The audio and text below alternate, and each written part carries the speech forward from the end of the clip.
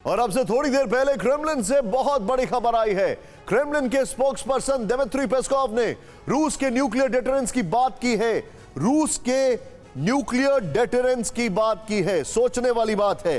Dmitry Peskov अगर nuclear deterrence की बात कर रहे हैं तो रशिया को आपको नहीं भूलना चाहिए, उनकी नो फर्स्ट यूज पॉलिसी है ही नहीं। ये अब एक चिंताजनक खबर है। इसके आगे के क्या मायने हैं हम आपको दिखाने जा रहे हैं। आइए, अमेरिका को न्यूक्लियर अटैक की इनडायरेक्ट चेतावनी जारी कर दी है। पेस्कोव ने कह दिया है कि रूस अमेरिका के साथ न्यूक्लियर वेपन्स को लेकर नेगोशिएट करने में इंटरेस्टेड है, लेकिन इस वक्त तो सूरत हाल है, जो कंडीशंस हैं उसमें यह नेगोशिएशन संभव नहीं है। यानी रूस अपनी न्यूक्लियर डिटरेंस पर कायम है। अब यह बयान ऐसे वक्त में आया है जब नेटो देशों को रशियन स्पेस प्रोग्राम के चीफ ने एटमी हमले की धमकी दी है। रूस के former deputy PM Dmitry Rogozin ने कह दिया है कि रूस की हाइपरसोनिक मिसाइल को नेटो देश नहीं रोक सकते। दिमित्री रोगोजिन ने बुल्गारिया, रोमानिया और मॉन्टेनेग्रो को यह धमकी दी है।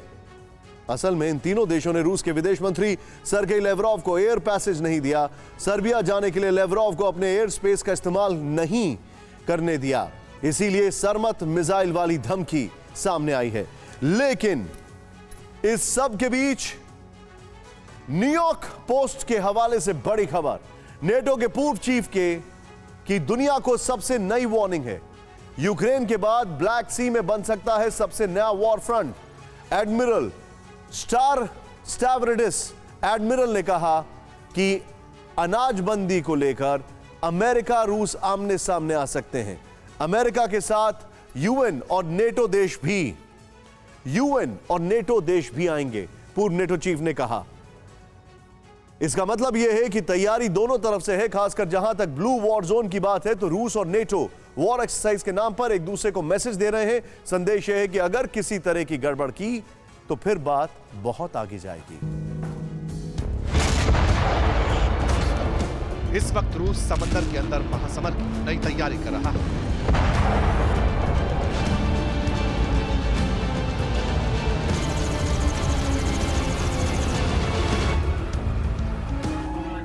पुतिन की वॉरशिप्स ब्लू जोन को बारूदी अटैक से दहलाने की लगातार प्रैक्टिस कर रही हैं।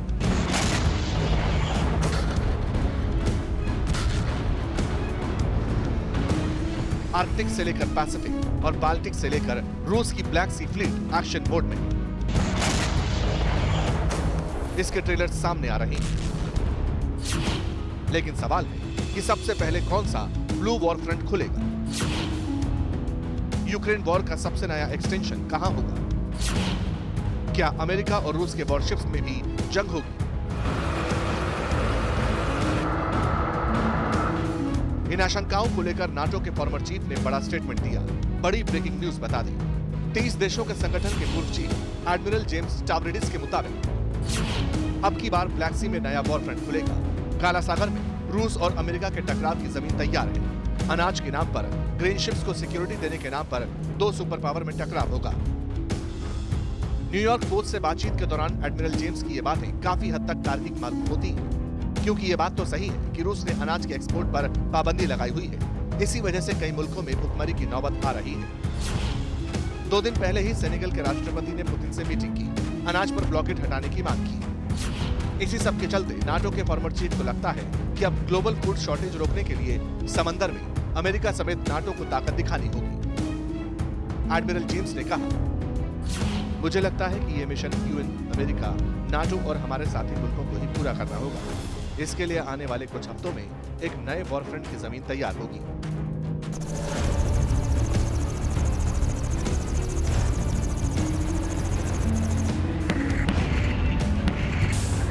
पुतिन को अंदाजा है कि ब्लैक सी में जंग का विस्तार हो सकता है, इसीलिए उनकी भी तैयारी पूरी है। रूसी न्यूज एजेंसी टास ने हेडलाइन छापी। इसमें लिखा कि रशियन नेवी की टास्क फोर्स में 12 बड़े लैंडिंग वॉरशिप्स ब्लैक सी में तैनात हैं, ड्यूटी मोड में है। खबर में यह भी लिखा कि रूस ब्लैक सी में कॉम्बैट मिशंस के लिए पूरी तरह तैयार हो चुका है। न्यूज एजेंसी की माने तो क्रीमिया के टॉप सिक्योरिटी सोर्सेज ने ये डिटेल शेयर की है। बताया गया कि 12 जहाज नॉर्दर्न, बाल्टिक और ब्लैक सी फ्लीट के हैं। स्पेशल मिलिट्री ऑपरेशन के तहत कोई भी टास्क परफॉर्म करेंगी। ब्लैक सी में नॉर्दर्न फ्लीट से एम्फीबियस असॉल्ट शिप्स पहुंचे हैं। बाल्टिक से कोरोलेव, मिन्स्क और कैलिनिनग्राड शिप्स आए हैं। इस डेवलपमेंट को यूक्रेन ने कंफर्म किया है। यूक्रेन की आर्मी के मुताबिक रूस अपने शिप्स की रीग्रुपिंग कर रहा है। हालांकि इसके बावजूद वो ओडेसा को टारगेट करते हुए 12 क्रूज मिसाइलें दाग सकता है। यूक्रेन की नेवी ने यह भी कहा है कि रूस अपने सिविलियन शिप्स के पीछे अपने वॉरशिप्स को छिपा कर रखता है। वो अपनी इंसीडियस रशियन टैक्टिक्स यानी छलिया तकनीक का इस्तेमाल कर रहा है। लेकिन यूक्रेन चाहकर भी कुछ नहीं कर सकता, क्योंकि पोर्ट सिटीज पर रूसी कब्जा है, बंदरगाहों पर रूसी सेना का नियंत्रण है। अगर यूक्रेन सिर्फ पैसेज या कॉरिडोर की बात करता है, तो जवाब में रूसी मिसाइलें आसमान में दिखती हैं। इसी वजह से नाटो के फॉर्मर चीफ को लगता है कि अमेरिका फूड ग्रेन सप्लाई को रिस्टोर करने के लिए आगे आएगा और फिर रूस के साथ डायरेक्ट जंग की संभावना बढ़ेगी, जो कि एटॉमिक वॉर में भी तब्दील हो सकती है।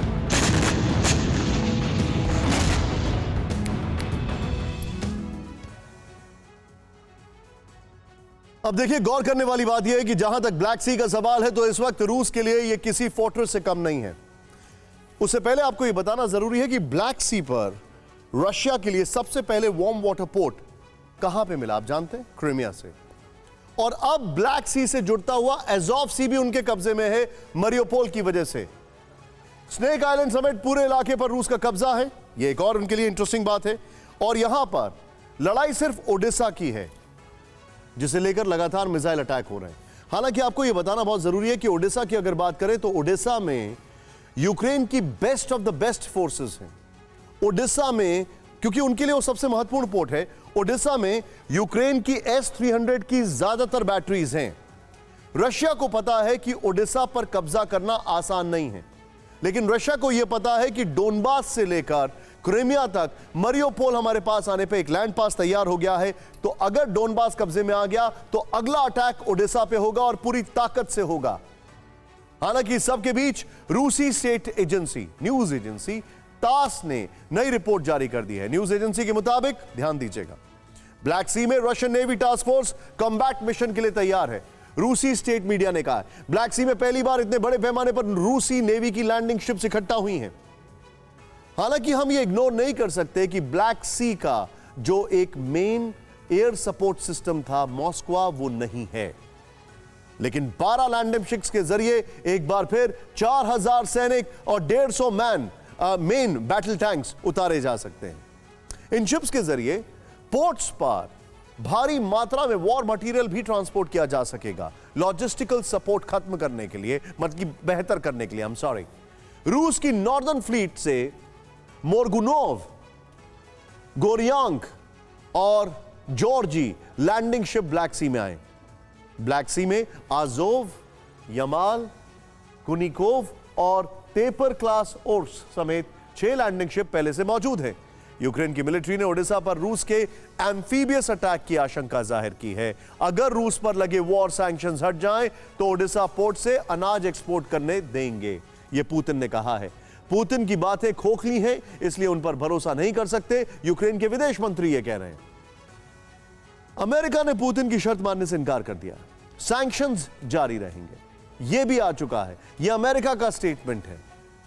परवाह देश की, सोमवार से शुक्रवार रात 10 बजे TV9 भारतवर्ष पर।